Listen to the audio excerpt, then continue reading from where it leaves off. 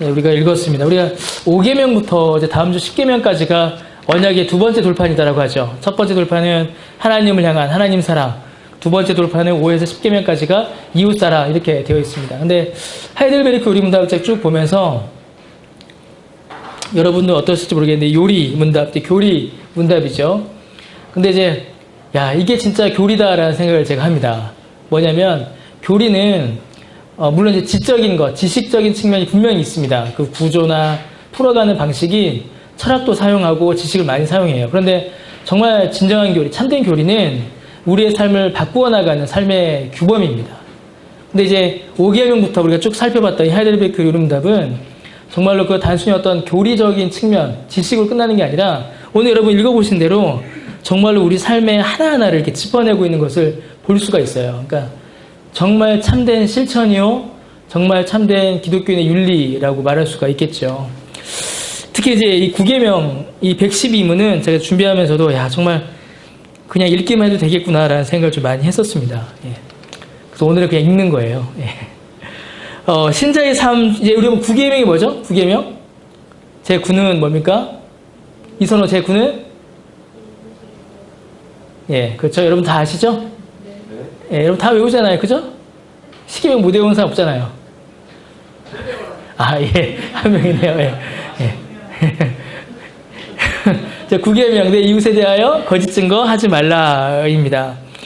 신자의 삶 중에 있어서 여러분 가장 현실적이고 실제적인 문제가 바로 이 언어의 문제입니다. 이 거짓 증거하지 말라는 말은 단순히 거짓말하지 말라로만 끝나는 것이 아니라 이웃을 향한 언어 사용을 함께 이야기하는 겁니다. 이 말이에요, 말. 교회에서 일어나는 어려운 일들 대부분은 이제 보통 말에서 시작됩니다. 말로 인한 상처와 분쟁, 말로 인하여 상처를 받기도 하고 또 상처를 주려고 말을 하기도 하죠. 그래서 교회는 참 말로 인해서 상처받고 상처 주고 그런 일들이 굉장히 많습니다. 그래서 어떤 교회는 뭐 그것도 좋은 방법일지 어떨지 모르겠어요. 어떤 교회는 그래서 여전도회실을 안 만들어요. 교회 안에. 그것도 극단적인 방법이죠. 여전도회실을 교회에 두지 않습니다. 어떤 교회는. 왜 그럴까요? 모여 앉으면 험담한다. 그래서 그것도 어떻게 좋은 방법일까 싶은데 그게 딱 좋다라고도 여기지 않아요. 또 교제가 있어야 되니까. 근데 그만큼 교회가 말들이 많아요. 저희 어머니가 이제 교회에 등록하시고 얼마 되지 않아서의 이야기입니다. 이제 교회 다니신 지가 이제 한 10년 되셨죠. 근데 교회 다니신 지 얼마 안 되고 나서 저는 통화를 하는데 교회를 못 가겠대요. 그래서 왜요? 그러니까 식사하고 나서 이제 여전도회실에 이제 같이 가신 겁니다. 근데 갔더니만은 3, 4, 5 둘러 앉아갖고 3, 4, 5 서로 이렇게 욕을 하고 있더래요. 여기서 이렇게, 여기서 이렇게, 여기서 이렇게, 막 밑에 빵, 위에 빵, 막 이러면서, 제 고향교회가 그러고 있네요. 예. 하여튼 저희 어머니 그걸 보시고서 굉장히 마음에 이제 상처를 받으신 거죠. 제 생각에 아마 그 뒤에 아마 같이 하시지 않으셨을까. 그렇게 생각이 드는데, 교회 안에서 일어나는 가장 큰 문제들이 거의 말에서 시작됩니다. 왜냐하면, 예, 물리적 폭력은 서로 조금씩 자제하기 때문이죠. 근데 저 사람 미워요. 그런데 교회니까 때리지는 못하는 겁니다. 때리면 편하니까. 그러니까 어떻게 해요? 이제 보이지 않고 표 안 나는 말로 하죠. 근데 사실 이것도 이제 제가 원고 쓰면서도 야, 이거 이제 말이 안 된다 싶은 겁니다. 왜냐면 요즘에는 교회들도 물리력을 많이 사용합니다. 그 조폭들, 이제 용역들 양쪽에서 목사파 용역과 장로파 용역이 이제 막 싸우고 이런 일들이 실제로 교회 안에서 많이 일어납니다. 모 교회는 막 부목사들이 담임 목사한테 항의하는 장로 멱살을 잡고 막 집어 던지고 막 그럽니다. 교회가 어디까지 갈지 모르겠어요. 하여튼 물리적 폭력은 뭐 다음에 이야기할 때 이야기하고요. 말로 사람들에게 고통을 주고 또 상처를 주는 일들이 교회 안에서 특별히 많이 일어납니다. 이 6계명부터 이어져 온 이 이웃을 향한 계명도 5계명부터 했죠. 특히 근데 6계명을 좀 잘라서 보면은 전부 다 이웃을 보호하고 존중하는 것이었습니다. 여러분 6계명이 뭐죠? 6계명? 6계명 살인하지 말라죠. 그 6계명은 이웃의 무엇을 보호하는 걸까요? 이웃의 생명을 보호하는 겁니다. 이웃의 생명과 이웃의 삶을 보호하는 거죠. 7계명은 뭐죠, 여러분? 간음하지 말라죠. 그러면 7계명은 뭡니까? 이웃의 성, 이웃의 순결을 보호해 주는 겁니다. 그럼 8계명은 뭘까요? 도둑질하지 말라는 뭐예요? 이웃의 재산을 보호해 주는 거였죠. 그럼 9계명은 뭐겠습니까? 거짓 증거하지 말라는 말로써 그 이웃의 명예와 평판을 훼손하지 말라는 이야기입니다. 이웃의 명예, 이제 여기 뭐죠? 112문 마지막에 있는 것처럼 이웃의 명예와 평판을 보호하라 라는 말씀이 이 9계명입니다. 3계명은 하나님을 향하여 망령되게 일컫지 말, 하나님 이름을 망령되게 일컫지 말라라는 말을 하죠. 그래서 하나님을 향한 망령된 말, 하나님을 모독하는 말, 신성 모독하는 말을 하지 않으므로 하나님의 영광과 명예를 보호하고 지키라라고 3계명이 주셨습니다. 이 3계명을 이웃에게 적용하면 이제 9계명이 되는 거예요. 하나님을 모욕하고 하나님의 이름 망령되게 일컫는 것이 하나님의 명예와 하나님의 평판을 떨어뜨리는 아주 안 좋은 것이었다면 9계명은 이웃을 향하여 거짓말하거나 이웃에게 험담하는 것들로 인하여 이웃의 명예를 무너뜨리는 그런 일을 금하는 것이죠. 그래서 3계명의 대응점이 9계명인 것입니다. 이웃을 향해서도 우리는 동일한 자세를 취해야 합니다. 그래서 거짓 증거, 거짓말만이 아니라 이웃에게 상처를 주고 해를 가하며 이웃의 명예와 평판, 인격을 무너뜨리는 모든 언어 활동 전부를 우리는 조심해야 합니다. 이 교회가 특별히 9계명을 정말 잘 지키고 잘 살펴야 합니다. 이 교회가 9계명을 정말 잘 어기고 너무 가볍게 어기고 그런 일이 많은데 정말 이 9계명을 정말 잘 지켜야 됩니다. 9계명에서 금하는 것들이 있죠. 하나님께서 원하시는 것이 있는데 하지 않고 하지 않고 뭐 이런 것들이 있습니다. 그런데 이 9계명에서 금하는 것들이 실제로는 교회 안에서 너무나도 많이 일어나고 있습니다. 그리고 9계명에서 하라고 하는 것들이 있죠. 뒤에 보면은 하라고 하는 것들이 실제로 교회 안에서는 잘 이루어지지 않고 있는 그런 현실들을 보게 됩니다. 이게 왜 이런 일이 벌어지게 되냐면 여러분 신자의 언어 생활과 세상의 언어 생활은 달라야 합니다. 구별되어야 해요. 내가 신자다, 그리스도인이다 라는 사실을 가장 분명하게 드러나는 표시가 뭐냐면 말입니다. 말투예요. 제가 아는 어떤 목사님 아들이 있습니다. 목사님 아들이 있는데 걔가 공부를 잘했을까요? 못했을까요? 못했습니다. 굉장히 공부를 못했어요. 걔는 머리가 늦게 튀어갖고 공부 못하는 애들한테 항상 부모님들이 그러죠. 얘는 머리가 늦게 튀어서 그래. 근데 실제 공부 못한 겁니다. 예. 공부를 이제 못했어요. 공부 못해서 얘가 참 힘들어했습니다. 공부 생활을, 학교 생활을. 근데 얘가 이제 중학교를 자퇴를 했어요. 중학교를 자퇴를 하고 대안학교로 갔습니다. 근데 걔가 자퇴하는 날 어떤 일이 벌어졌냐면 아주 놀라운 일이 벌어졌어요. 걔가 조퇴하는 날 전교생이 걔네 학년만이었나? 다 창문에 서서 손을 흔드는 거예요. 그리고 그 학교에는 선생님들이 전부 다 걔한테 와서 너 왜 자퇴하니? 왜 가니? 뭐 이러는 겁니다. 걔한테. 아주 공부를 못했어요. 근데 걔가 계속 반장을 했어요. 그럼 이게 좀 이상하잖아요. 근데 그 학교에 이상한 이야기가 남아있어요. 그 얘기가. 근데 그 녀석이 이제 전도를 하는 겁니다. 친구들을 한 명씩, 두 명씩. 그러니까 제가 가르쳤다는 얘기죠. 예? 그래서 전도를 한 거예요. 전도를 해서 교회로 데려오는 겁니다. 그래서 제가 물어봤어요. 야, 너는 왜 제 말을 듣고 왜 제 따라서 교회 왔니? 이렇게 물어봤어요. 그러니까 그 친구 녀석이 하는 말이 아주 저의 충격이었습니다. 무슨 말이었냐면 이름이 찬영인데 찬영이는 욕을 안 해요. 이거였어요. 그거 한마디였어요. 찬영이는 절대로 욕을 안 해요. 여러분 중학생들 얼마나 욕 많이 하는지 아세요? 우리 아시죠? 가르치는 분들은? 중고등학생들은요 입에 욕이요. 욕이 없으면은 말이 안 됩니다. 초등학생들도 그래서요? 안 그래? 초등학생들은 아직 착해서 그래. 저희 집 주변으로 학원들이 많잖아요. 그 골목 곳곳마다 숨어서 이 자식들이 담배 피거나 거기서 지들끼리 이야기하는데 옆에 들어보면요 민망해서 들을 수가 없어요. 버거킹 가서 햄버거라도 하나 먹으려고 하면 옆에 앉아서 욕을 하는데 저것들을 그냥 한 대 때릴까 하는 생각이 들 정도로 욕이 없이는 안 때렸어요. 예. 안 때렸으면 진짜. 네, 안 때리면 네, 그렇지. 피합니다. 맞으면 안 되잖아요. 요즘 중학생들 그때도 지금도 그렇고 중고등학생들 욕이 빠지면 대화가 안 돼요. 근데 걔는 그 찬영이라는 애는 초등학교 때부터 중학교 때까지 친구들인데 찬영이가 욕하는 걸 한 번도 못 들었다라는 거예요. 한 번도. 전 그게 되게 충격이었어요.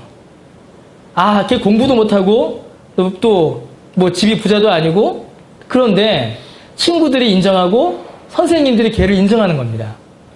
뭐 하나? 뭐 때문에? 욕을 안 한다. 왜 욕을 안 했을까요, 걔가? 거기까지는 제가 잘 모르겠어요. 그 뒤에 이야기를 안 물어봤으니까. 그런데 자기가 가지고 있는 신앙 양심에 욕을 할 수가 없었을 것 같아요. 여러분, 그리스도인이 내가 그리스도인이라는 사실을 가장 분명하게 그리고 가장 편하게 드러내는 것 중에 하나가 언어입니다. 언어. 어떤 언어를 사용하고 어떻게 말하고 상대의 인격과 상대방의 어떤 성품을 어떻게 대하는가. 그게 언어에서 가장 많이 나타나요. 제가 그 앞에 사역했던 교회 이야기입니다. 교육자 수련회를 갔어요. 교육자 수련회를 갔는데 이제 여러 분들과 같이 갔죠. 여자 전도사님들도 몇 분 계셨습니다. 나이 많은. 이제 수련을 마치고 오는데 시장에 들렸어요. 시장에 들려서 이제 물건을 사겠죠.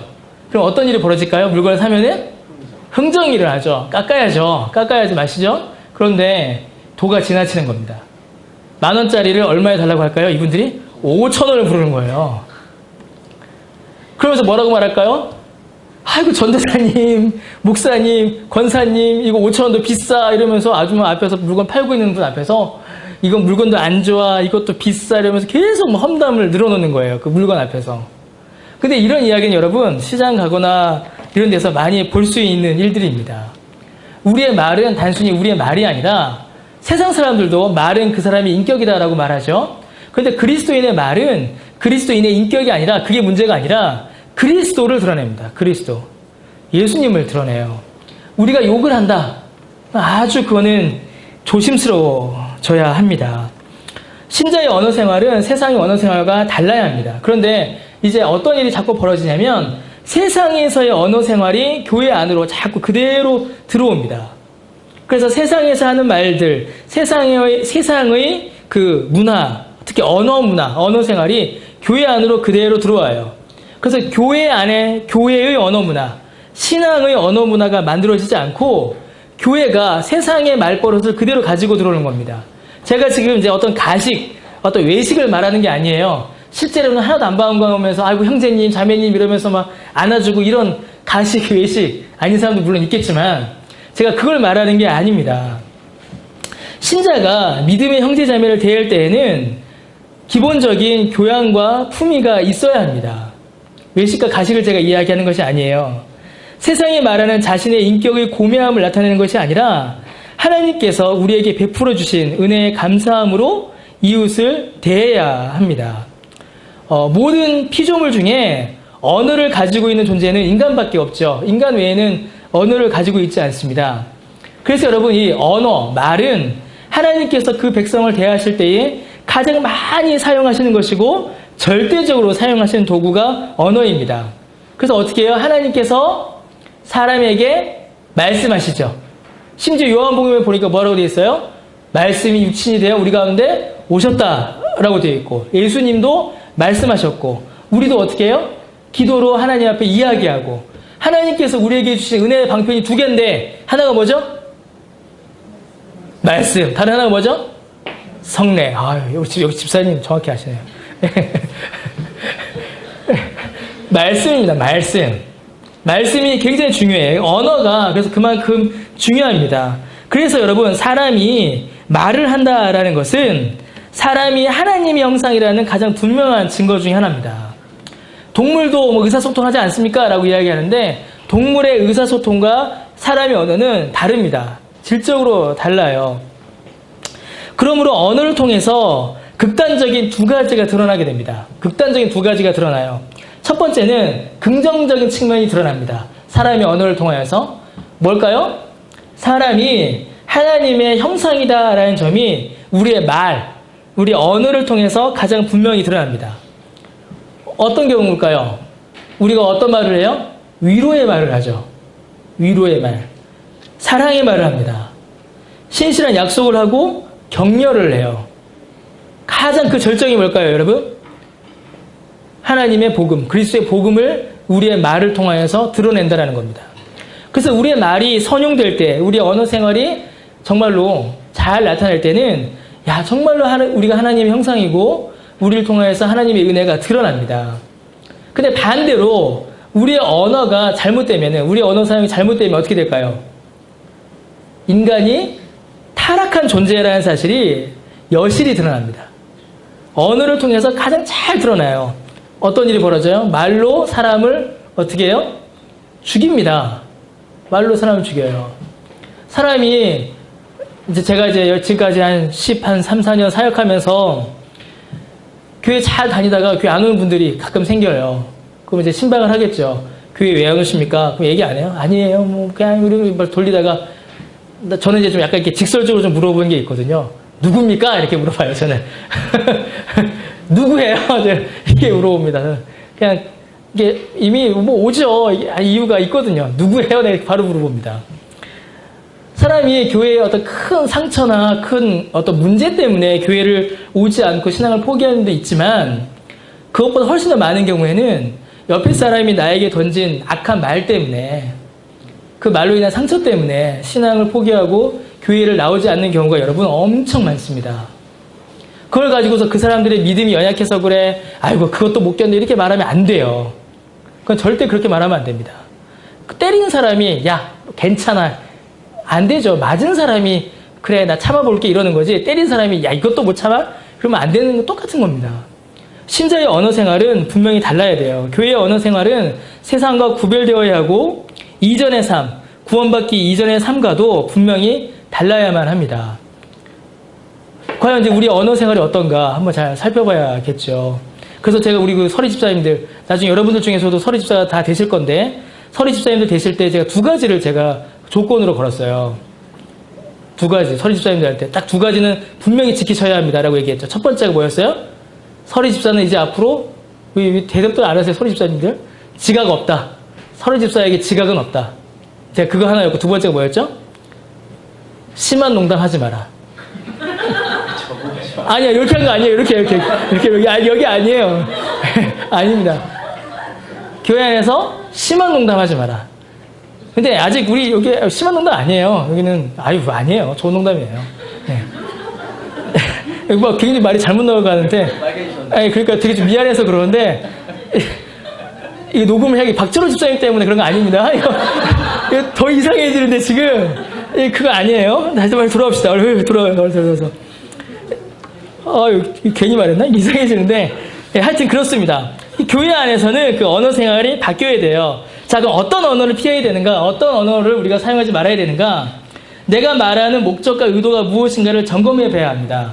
가장 피해야 할 교회 안의 언어 생활이 있어요. 그게 무엇이냐면 상대를 낮추거나 웃음거리로 만들어서 자신을 높인다거나 분위기를 띄우려는 말들을 하지 않아야 합니다. 지금 제가 방금 이렇게 된 것 같아서 지금 굉장히 좀 마음이 안 좋아요, 지금. 제가 지금 굉장히 마음이 안 좋은데, 이런 말들이 있어서는 안 돼요. 그렇게 말하는 사람은 드러나고, 사람들의 시선과 인기는 받습니다. 어떻게 해요? 재밌게 해줬으니까. 그런데, 그 대상이 된 사람은 어떻게 될까요? 큰 상처를 받게 돼요. 그리고 그 주변에서 같이 웃은 사람들은 어떻게 될까요? 그 죄에 동참하게 되는 겁니다. 나는 한번 웃기고 내 인기 끌고 사람들 분위기 좋게 해줬다고 말하지만 상처를 받고 다른 사람들, 주변에 있던 사람들은 죄로 이렇게 끌고 들어가는 그런 큰 오류가 되고 맙니다. 그래서 이런 언어 생활들을 우리가 좀 조심해야 돼요. 교회 안에 이런 언어 활동이 굉장히 많습니다. 언어 생활들이. 왜냐하면 제 생각에는 예능 때문에 그런 것 같아요. 예능. 무한도전, 1박 2일, 런닝맨, 기타 등등의 예능들. 요즘 예능들의 그런 많은 언어가 그렇죠. 무리 중에 한 사람을 바보로 만들어서 전체가 웃는. 나는 쟤 괴롭히는데 힘없어서 못 괴롭히니까 네가 대신 괴롭혀줘. 이런 언어 생활들이거든요. 근데 그게 재밌고 웃기고 하니까 그게 우리도 모르게 교회 안으로 들어와 버린 것 같습니다. 저는 이제 그렇게 생각합니다. 그러나 그것은 신자가 취해야 할 자세가 아닙니다. 교회에 온 어떤 한 사람도 다른 사람들의 웃음거리가 되기 위하여 무시당하거나 낮아져서는 안 됩니다. 그 한 사람을 위해서 예수님께서 십자가 달려 돌아가셨단 말이에요. 그 구원의 은혜를 바르게 아는 우리들이라면 그런 언어 생활은 우리 안에서 고쳐져야 합니다. 그래서 우리가 말로 다른 사람의 인격을 무시하거나 어떤 낮추거나 그런 말들은 우리가 하지 않아야 합니다. 우리의 말들로 인해서 같은 농담이라도 사람을 높여주고 사람을 세워주는 게 있고 사람을 깔아뭉개는 게 있습니다. 제가 아는 어떤 교회는 그래서 교회 안에서 두 가지가 금지되어 있는데 하나는 농담이 금지되어 있어요. 교회 안에서 농담하면 안 됩니다. 그 교회는. 두 번째는 뭐냐면 호칭이 금지되어 있는데 오빠, 언니, 형 이런 호칭이 금지되어 있습니다. 그 교회는. 그래서 언니라고 호칭 못해요. 형 이런 호칭 못하고 전부 다 성도님이라고 호칭하게끔 되어 있어요. 그 교회는. 그리고 이제 그게 세 번째는 이제 존대하는 겁니다. 반말하지 않는 거. 저도 처음 개척했을 때 그거 한번 해보려고 앞에 두 가지는 안 됩니다. 불가능해요. 그건 두 가지 빼고 마지막 거 존대하는 거 그건 한번 해보려고 했는데 잘 안 되더라고요. 워낙 이게 굳어져서 그런 어떤 시도들도 있습니다. 언어 생활을 바르게 하기 위해서. 그것들이 뭐 좋다 나쁘다라는 평가를 제가 하고자 하는 게 아니라 우리가 우리의 말을 통하여서 상대를 높이고 있는가, 상대를 낮추고 있는가를 좀 돌아봐야 할 필요가 있기 때문에 제가 여러분들에게 말씀을 드렸습니다. 신자가 거짓을 말하지 않고 진실말을 말해야 하는 것은 당연한 이치입니다. 우리 하나님이 진실하신 하나님이시고 성령이 진리의 영이시기 때문에 신자가 진실을 말한다라는 것은 당연한 말이에요. 그래서 신자의 증언은 믿을만하다라는 평가가 있어야 합니다. 한국 초대교회의 어떤 기록들을 보게 되면은 제가 지금 그걸 적어왔어요. 못 찾아가고 그냥 왔는데 한국 초대의 한국 기독교 역사가 있으면 평양에 있는 어떤 지역의 신문에 난 기사예요. 여러분 아시는 분도 계실 겁니다. 평양에 난 신문에 난 기사인데 어떤 기사냐면 평양 어느 고을에는 사또라고 하죠. 뭐라고 말해야 되죠? 좀 고급스러운 언어로 뭐라고 해야 되죠? 하여튼 그 지역의 부사로는 관리들이 가려하지 않는다 라고 기사가 났어요. 실제 난 기사입니다. 왜 그런가? 그 고을에는 야속꾼들, 야소쟁이들, 예수 믿는 사람들이 많아서이다. 그들이 뇌물을 하지 않고 뭐예요? 거짓을 말하지 않고 진실만을 말하기에 부사가 월급에 박봉 외에 소득이 있어야 되는데 소득을 얻을 수가 없어서 부사들이 그곳으로는 가려하지 않는다라고 실제로 기사가 났습니다. 그 기사가 있어요. 이럴 때 제가 탁 띄워서 보여주면 좋은데 아쉽네요. 다음에 준비할게요. 그런 거. 왜요? 그리스도인의 말이라면 신뢰할 만하다라는 인식이 초대교회, 한국 기독교 초기에는 있었습니다. 그래서 어릴 때만 해도 야 너는 예수 믿는다 교회 다니는 애가 거짓말하니? 라는 말이 통했어요. 너는 교회 다니면서 어떻게 거짓말할 수 있어? 교회 안 다니셨던 우리 아버지 어머니도 야 교회 다니는 사람들은 그래도 최소한 거짓말은 안 하더라 라고 말씀해 주셨습니다. 그게 기독교인의 가장 기본적이고 기초적인 윤리였어요. 근데 지금 어떻게 합니까? 예수 믿는 사람 믿지 말라. 이게 세상의 이야기입니다. 우리 그 전도사 때 어떤 이야기 있었는지 아세요? 이게 참 정말 죄송한 이야기인데 여러분 이해하고 들어주세요. 아는 집사님, 아는 장로님 통해서는 물건도 사지 마라. 이런 이야기도 있었어요. 왜요? 아는 집사님, 아는 장로님 통해서 물건 사면은 더 손해를 보고 더 바가지를 쓰는 일이 엄청 많았습니다. 옛날에. 한국 기독교인들을 향하여 바라보는 그 윤리의 수준이 땅바닥으로 떨어져 버린 것이에요. 가장 기본적으로 거짓말하지 않는다. 예수 믿는 사람이라면 거짓은 말하지 않겠지라는 세상의 교회를 바라보는 기대 수준조차 무너져 버린 겁니다. 교회 다니는 사람들이 거짓말을 더 많이 하더라. 저는 그래서 뭐 정치인들이 청문회 같은 거 할 때 신앙을 이야기하면 참 마음이 불편해요. 거짓말하는 것 같아서. 최소한 우리 안에서 그런 거짓은 없어야만 합니다. 이건 이제 당연한 것이고 그것에 더하여서 우리 하나님이 진실한 하나님이시기 때문에 우리에게 성령께서 역사하시기 때문에 우리의 언어로 우리의 말로 믿음의 형제 자매들이 교회가 또 이웃이 유익을 얻을 수 있도록 해야 합니다. 상처를 주는 것이 아니라. 자 그러면 9계명이 금하는 것이 무엇인가 좀 보겠습니다. 9계명이 뭘 금하냐면 요리문답이죠. 첫 번째로 뭘 금하죠 여러분? 어느 누구에게도 뭘 하지 않고 거짓 증언하지 않고 라고 하죠. 이 법정인 증언을 가리키는 겁니다. 그래서 기독교인의 법적 증언은 믿을만하다 라는 때가 되면 좋겠어요. 이 구약 당시에 그리고 옛날 사회에서는 과학수사라는 게 어려웠겠죠. 그래서 증언이 판결에 결정적인 영향을 줬습니다. 법정에서의 위증은 무고한 자를 고통하게 할 수 있고 정말로 벌을 받아야 할 자가 벌을 면하게 되는 일이 벌어지게 됩니다. 그래서 구약 율법에서도 이 증언의 문제를 매우 중요하게 다룹니다. 그래서 재판이 있을 때는 반드시 증인이 몇 명 있어야 돼요? 아세요? 구약을 보면 2명이 있어야 됩니다. 1명만을 가지고서는 그 증언을 유효하게 하지 않았어요. 2명이어야 되고, 그리고 이 재판의 결과로 인해서 그 사람이 이제 돌에 맞아 죽어야 될 때에는 누가 먼저 돌을 들게 했을까요? 가장 먼저? 증인들이 가장 먼저 돌을 들게 했습니다. 거짓말이면 이 사람의 죽음이 누구 탓이다? 네 탓이다. 이렇게 되는 거예요. 그만큼 이 증언하는 일은 구약 성경에서 매우 중요하고 매우 엄격하게 다루어졌습니다. 이 재판을 통해서 억울한 일이 벌어지면 안 되기 때문이에요. 그래서 거짓 증언을 하면 안 됩니다. 여기에 재판이 가지는 아주 중요한 의미가 하나 더 있습니다. 요즘도 물론 이게 동일하게 적용이 됩니다. 근데 구약 성경에서는 더욱 그런데 이 재판은 그냥 재판이 아니라 하나님의 통치가 이루어지는 매우 중요한 도구로 이 재판을 받습니다. 이스라엘 사회가 영적으로 얼마나 건강하느냐, 아니 영적으로 얼마나 피폐했느냐를 측정하는 이제 몇 가지 기준이 있었어요. 바로미터가 있었는데 뭐였을까요? 여러분 혹시 기억나세요? 유대 사회의 건강함을 측정하는 기준 몇 가지? 안 들려. 크게. 노인이 아닌데요? 예, 그렇죠. 저울이죠. 예, 우리 집사람 먼저. 저울이죠. 예. 저울이 공평하게 움직이느냐. 두 번째가 그렇죠. 고아와 과부가 바르게 구제를 받고 있느냐. 거기에 더하여 세 번째가 뭐예요? 원래는 이게 먼저인데 재판이 공정하게 시행되느냐였습니다. 재판이 굽어지지 않느냐. 재판이 어떨 경우에 굽어질까요, 여러분? 판사가 뭐 될 때? 그렇죠. 매수될 때죠. 그래서 구약 성경에 보면은 부자로 인하여서 재판이 굽어지면 안 된다라고 되어 있어요. 그러면 거짓말을 해서 증언이 거짓이 되게 되면 이거는 단순히 재판이 굽어지는 정도가 아니라 율법, 구약 사회에서 봤을 때는 하나님의 통치를 사람의 거짓으로 왜곡시키는 결과가 됐고 맙니다. 하나님의 통치를 정면으로 어떻게 하는 거예요? 저항하는 것이죠. 아주 심각한 문제가 되고 말아요. 번죄이고 반역입니다. 그리스도인은 여러분 그래서 세상 법정이라고 하여 무시해서는 안 됩니다.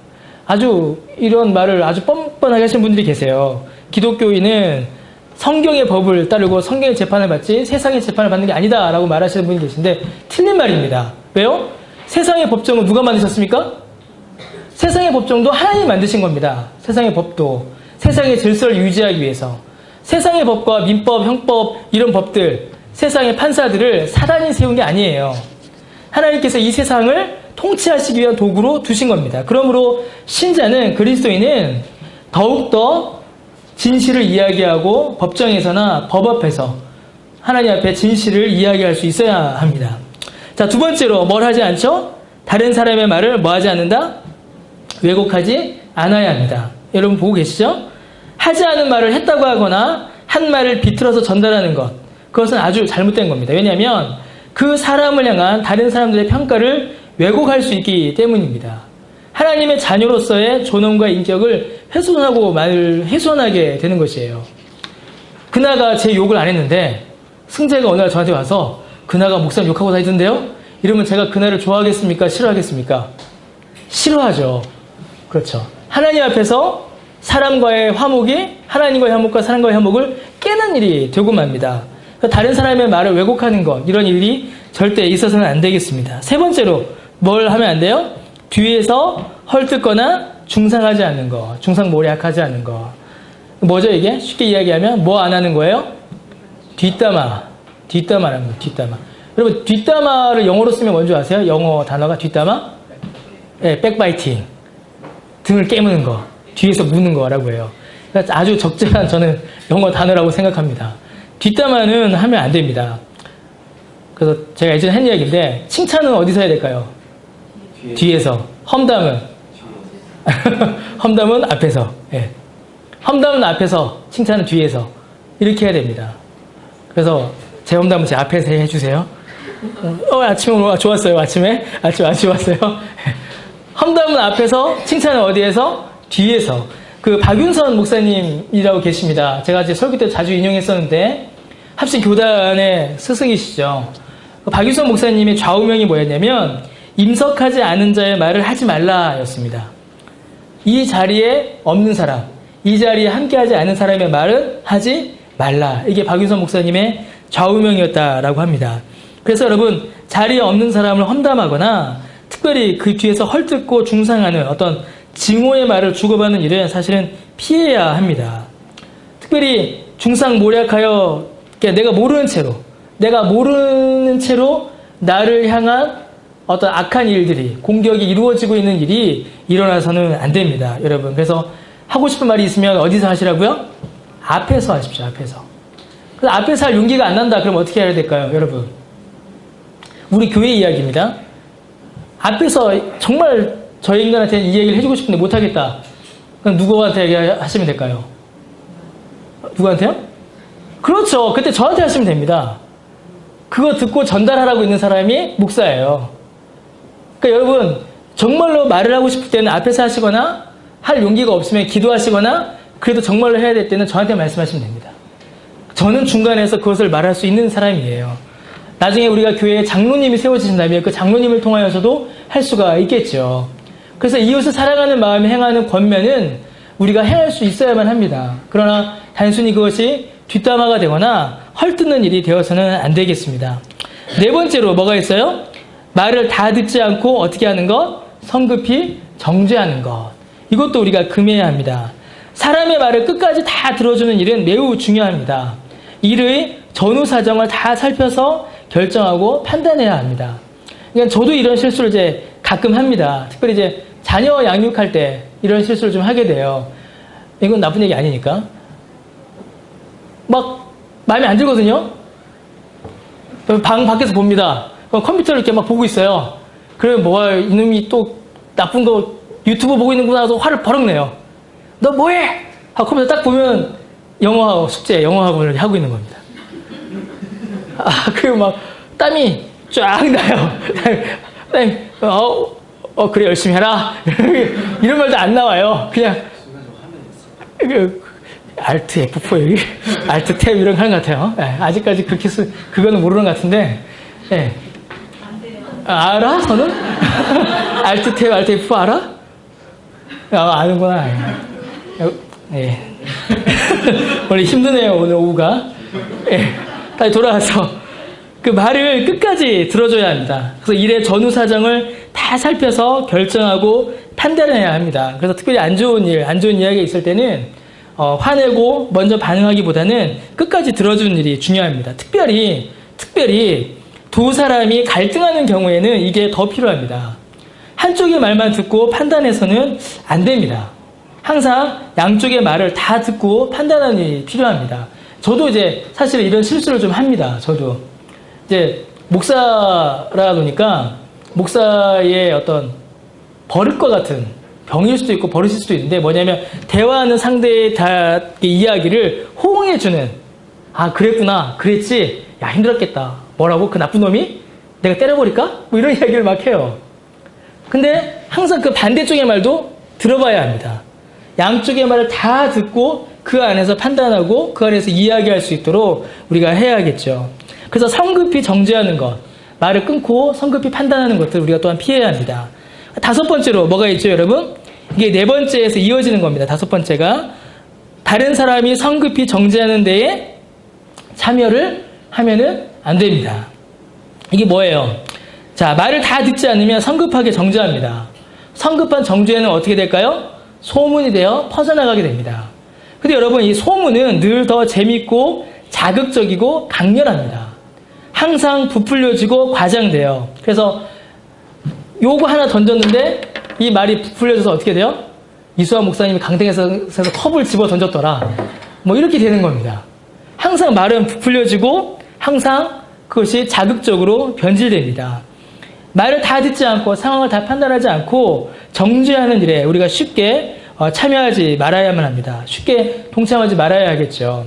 근데 우리에게 이런 일들이 자주 일어납니다. 특별히 인터넷에 떠도는 말들은 그 내용을 반드시 확인하고 점검할 필요가 있습니다. 특별히 진짜 인터넷에서 뜨죠. 뭐 어떤 동영상이 갑자기 뜨거나 어떤 사건이 갑자기 뜹니다. 그래서 어떤 사람이 세상에 그렇게 나쁜 사람이 없을 정도로 욕을 먹어요. 근데 얼마 지나고 나면 그게 아니었더라. 그러면서 나오죠. 무엇의 진상. 이러면서 또 뭐 글이 떠요. 그 전후 사정을 다 파악하기 전까지는 사실은 좀 조심하고 판단을 유보해야 될 필요가 있습니다. 특별히 자기가 직접 보지 않은 자료들, 특별히 인터넷에 떠도는 자료들은, 사건들은 우리가 점검해 봐야 합니다. 인터넷과 요새 이런 소문의 양대 산맥이 있는데, 페북과 다른 하나가 카톡이죠. 카톡으로 많은 소문들이 돌아다니고 있습니다. 그렇게 이제 특히 교회 안에서 기독교인들에게 카톡으로 많은 이야기들이 돌아다녀요. 그렇게 다니는 메시지들의 특징이 있습니다. 정리해 보면은 대부분 굉장히 선정적이고 강렬해요. 그래서 끔찍한 사진들을 첨부해서 사진들이 막 퍼집니다. 시체가 탄 사진들, 까맣게 탄 시체 사진들, 아니면 교수형 당하고 있는 사진들, 아니면 얼굴에 상처가 막 난 사진들을 첨부해서 카톡으로 돌립니다. 그래서 그것들을 가지고 기독교인들이 심각한 박해를 당한다 등의 메시지를 뿌려요. 그리고 그런 게 메시지가 있고, 그것으로 인하여서 이슬람에 대한 공격을 굉장히 많이 하게 되고, 더하여서 동성애에 대한 공격이 이어지게 되고, 그의 정치적 메시지들이 거기에 막 더해지게 됩니다. 그리고 거기에 더해서 이제 기독교인들의 미담, 과장된 기독교인 미담들이 거기에 보태져서 카톡이나 기독교인들 메시지를 통해서 막 퍼져나가게 됩니다. 여러분도 아마 그런 거 받은 분들이 계실 겁니다. 저도 예전에 몇 번 받았었습니다. 실제로 이제 있었던 일이에요. 제가 예전에 사역하던 교회에서 실제로 이제 어떤 일이 있었냐면, 제가 부목사 때 담임 목사님 카톡으로 인도에 있는 근본주의 불교도들에 의하여 기독교인들이 잔인하게 살해당했다라는 선교사님의 편지가 왔습니다라는 카톡 메시지가 온 겁니다. 사진과 함께. 그래서 이제 그 담임 목사님이 저한테 보여주셨어요. 야, 이거 빨리 확인해봐라. 왜냐면 제가 해외 선교 담당이었거든요. 빨리 확인해서 교인들에게 기도 제목을 돌려라. 근데 제가 이상했습니다. 그래서 제가 인도에 전화를 했어요. 인도에 계신 선교사님들에게. 그래서 인도에 계신 선교사님, PMS라고 합신 선교회, 예수전도단, 몇 군데 선교단체에 제가 전화를 해서 직접 물어봤습니다. 근데 그 문자 메시지는 그날 처음 온 게 아니었어요. 3년 전에도 똑같은 메시지가 돌았었다라고 합니다. 5년 전에도 돌았었고, 최근에도 또 돌았습니다. 그게 뭐냐? 그렇게 탄 시체들 사진을 이렇게 줄 서 누워있는 까맣게 탄 시체들의 사진은 박해로 불에 탄 사진이 아니라 대형 가스 폭발 사고로 인해서 탄 사진이었고, 과격한 근본주의적 불교도라는 자체가 인도에는 없다 라고 판단했어요. 그래서 인도 선교사님들이 몇 분이 저에게 이메일을 보내셔서 그거 거짓이다, 그것 때문에 인도 선교사님들이 좀 고생을 했다라고 저한테 회신을 해주신 사건이 있었습니다. 그게 한 이틀 사이에 있었던 일이에요. 그래서 이거 잘못된 겁니다 라고 이제 확인을 하고 넘어가게 됐죠. 최근에 또 하나 돌았던 카톡 메시지가 있습니다. 뭐냐면, 애들이 있어서 말하기 좀 그런데, 여고생 얼굴이 피 범벅에 대해 상처난 사진이 또 카톡 메시지로 돌았어요. 어디에서 잔인하게 예수 믿는 여학생의 얼굴을 칼로 난도질했다. 그래서 막 찢어진 그런 사진이 돌았었습니다. 그래서 이제 이 사진을 가지고서 이제 몇몇 분들이, 또 저도 물론 검색을 했습니다. 여러분 구글에 가면 이미지 검색이라고 있어요. 아시나요? 예. 그래서 몇몇 분들이 제가 또 문의하고 해서 검색을 해봤습니다. 해봤더니 이게 뭐냐면, 실제로는 일본은 다양한 취미가 있어요. 일본 사람들이 요즘에 유행한 취미 중에 얼굴에 상처를 분장하는 취미가 있다고 합니다. 좀비 분장. 얼굴에 굉장한 어떤 상처를 받은 것처럼 뭐 분장을 해서 그것을 사진으로 찍는 그런 취미 활동이 요즘에 유행이라고 해요. 그 사진을 가져와서 그렇게 글을 붙여서 보낸 것이죠. 여러분, 물론 신앙으로 인해서 박해를 당하는 분들은 여전히 계십니다. 지금도 분명히 있습니다. 지금도 예수 믿는 그 믿음으로 인해서, 이슬람에 의해서, 혹은 북한에서, 중국에서 믿음을 지키기 위하여 고난당하시는 분들이 분명히 계십니다. 또 기독교적인 윤리로 인해서 지키고 거부해야 할 내용 역시 분명히 있습니다. 동성애 문제에 대해서는 기독교는 분명히 반대의 입장을 취하고 있습니다. 그게 우리의 신앙의 윤리예요. 그러나 그런 것들이 과장되고 왜곡되어서 이유 없는 증오로 번지지 않도록 우리는 조심해야 합니다. 제가 지금 입이 간질간질해서 지금 이거 참고 있는데, 저희는 그 메시지를 보낸 사람이 누구다라고 추측합니다. 저희는 거의 거기가 맞을 거예요. 저희는 누구라고 거의 추측을 하고 있어요. 근데 물증이 없어서 얘기를 못하는 것 뿐이에요. 거의 많은 목사님들, 특별히 그쪽 문제에 조금만 관심만 있는 분들이라면 그런 카톡 메시지가 어디서 오는지 거의 다 압니다. 그런 것들이 이웃을 사랑하고 이웃을 향해 선을 행해야 되는 기독교인의 삶의 자세를 무너뜨리고 오히려 과장되고 왜곡되어 이유 없는 증오로 번지지 않도록 우리가 좀 조심해야 합니다. 이게 제가 정치적인 발언이 될까 봐 좀 조심스럽긴 한데 특별히 총선 다가오면서 그런 정치적인 메시지를 담은 메시지들이 많이 돌아다닙니다. 그런 부분도 우리가 확인되기 전까지는 조심해야 될 필요가 있습니다. 성급히 정죄하고 또 정죄하는 일에 참여하지 않도록 우리도 조심해야겠죠. 지난주에도 말씀드렸던 것처럼 6계명 때 이야기했죠. 인터넷에 다는 악플들, 댓글들 그런 것들 또한 우리가 좀 조심히 할 이유가 분명히 있습니다. 거짓말과 사기, 증오로 인한 것이라면 하나님 앞에 합당하지 않다라는 것을 우리가 좀 분명히 해야 할 필요가 있습니다. 6번째로 금해야 되는 것이 뭐예요? 모든 거짓과 속이는 일을 피해야 합니다. 속이는 일을 피해야 합니다. 아주 이제 무서운 이야기를 하는데 이 거짓과 속이는 일은 본질적으로 누구의 일이다라고 되어 있어요? 여러분 요림대에 보니까 마귀의 일이다라고 되어 있죠.